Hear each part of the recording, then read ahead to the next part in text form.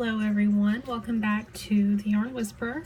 My name is Fallon and this is another video in the series of the beginner crochet tutorials that I'm going to be sharing with you guys.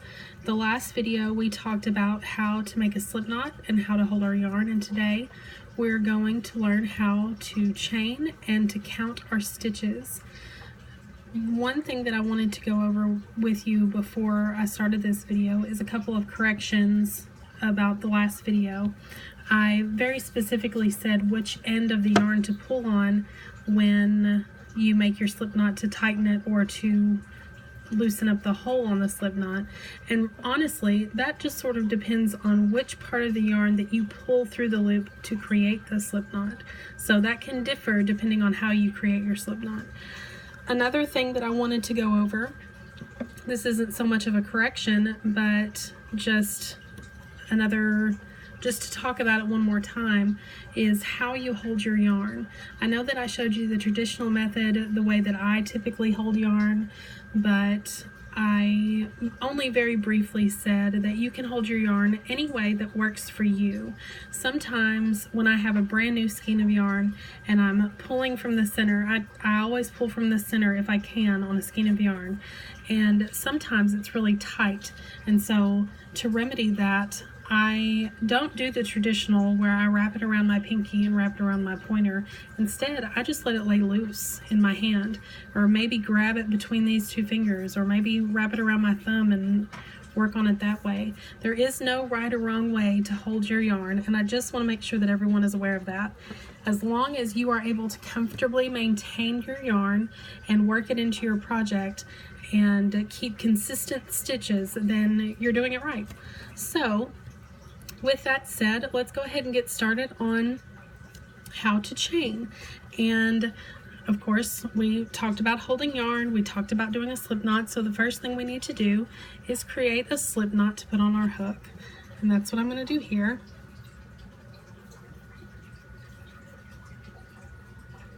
I'll try to work this very slowly so that you can see.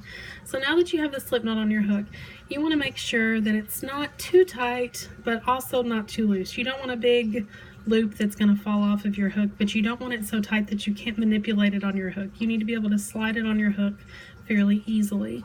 So the next thing that we're going to talk about is the hook itself. This is the nose of the hook, and this is the hook part of the hook. So there's a term called yarn over, and what that means is exactly what it says, yarn over. So the first thing to do whenever you're creating a chain is to yarn over. We're going to take our hook, and there's no right or wrong way to hold the hook either. So I've seen some people crochet with more of a pencil grip, and that's fine. The stitches stay the same. I do the scalpel hold like this. Whatever is comfortable for you so that you can do the stitches and maintain a good grip on your hook, that's perfectly fine. So let me get real close to the camera here. I'm holding on to this knot again because I want to make sure that it stays the tightness on the hook the way that I want it to stay. So, and it gives me control so that it's not just slip sliding. If I try to crochet like this, then this is falling all over the place. If I can maintain a grip on that, then it's a lot easier for me to hold. So we're going to yarn over, and the hook is going to wrap around this working yarn right here. After we yarn over this loop on our hook, which is our slip knot, we're going to point the hook down through that loop and pull through, and that's a chain. That's one chain. This V right here that you see, that's the stitch, and this lump in the back, that's the back of the stitch. So let's do that again. We're going to yarn over, we're going to grab the working yarn with our hook, and I moved up so that I'm not gripping this knot anymore. Now I'm gripping this new chain. And this can help you in the beginning, and sometimes people can, once they get faster, they can crochet without holding on to so much of it, but just for demonstration purposes, we'll do it this way. Put this really close to the camera so you can see. So we've yarned over, we grabbed it with our hook, and we pull through the loop that was on our hook. And every time that we pull through the loop on our hook, because we grabbed this working yarn and pulled it back through, we're keeping a loop on our hook. So now, yarn over, grab the yarn, pull it through the loop on our hook. Now we have 3 chains, and the way we can tell that we have 3 chains is by counting the V's. There's 1 V, 2 V's, and 3 V's. And now if we want to look at different parts of the chain, and I'm going to very quickly just chain a few more. Not terribly quickly, I still want you to be able to see what I'm doing. So we chained a few more. Now, we have 1, 2, 3, 4, 5, 6, 7 chains. And the way that we can count them is by counting those V's. And in fact, I'm going to pull this out just a little bit, and I'm going to hold this up really close to the camera so that I can point with my hook. There's a V. There's a V. That's 2, 3, 4, 5, 6, 7. And now this is the loop that would go on our hook, but we don't count that as a stitch because that's still in progress of being made into something. So this is the only thing that counts. And this knot at the bottom, that's where we started our slip knot. This just shows that we've begun a project. That doesn't count as a stitch either. So the V, 1, 2, 3, 4, 5, 6, 7. Now something that you'll notice about this chain is that they're all relatively the same size. The way that they are the same size is with practice. Now, if you watched my previous video on how to do a slip knot and how to hold your yarn, you'll remember that I mentioned at the end of the video that one of the best ways to learn how to have consistent chains like this is to practice, practice, practice. So you'll chain like 25 and pull it out and chain 25 again and pull it out and chain 25 again. And keep doing that, because in the beginning you'll have to struggle probably some with getting your tension down. And if you're doing excuse me, if you're doing the traditional hold that I mentioned, most of your tension is carried on the loop on your pinky, and then you're just guiding it with the loop on your pointer finger. When discussing tension, it's how tight you're allowing the yarn to go. From the working yarn, I should say. If you're holding this so tight that you're just barely letting that go through, then whenever you pull the chain through, when you yarn over and pull the chain through, you're going to have it super, super tight, and it can get super, super tight. Like that's basically a knot now. I can pull it out because I haven't fastened it off or anything. But imagine trying to work into such a tight stitch. It's almost going to be impossible. If you're not holding onto your yarn properly and you try to pull through, let's start that over one more time. Let's say you've let yourself have a huge loop on your hook and you're not maintaining a fair amount of tension, and you pull through and you just let it go. However, then you're going to have all these loosey-goosey chains. So you want to maintain a consistent tension. And when you look at a pattern and it talks about a gauge, it'll say 15 stitches equals, I don't know, 3 inches or something like that.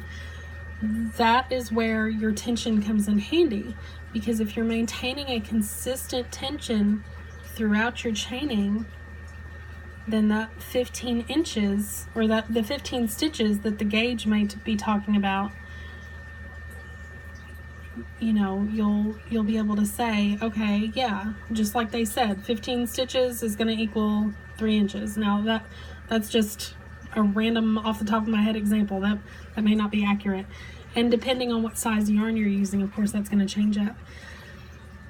So I hope that this has been helpful. Oh, one more thing. I don't know, I can't remember if I've already mentioned this or not when talking about these stitches. So we'll create the slip knot.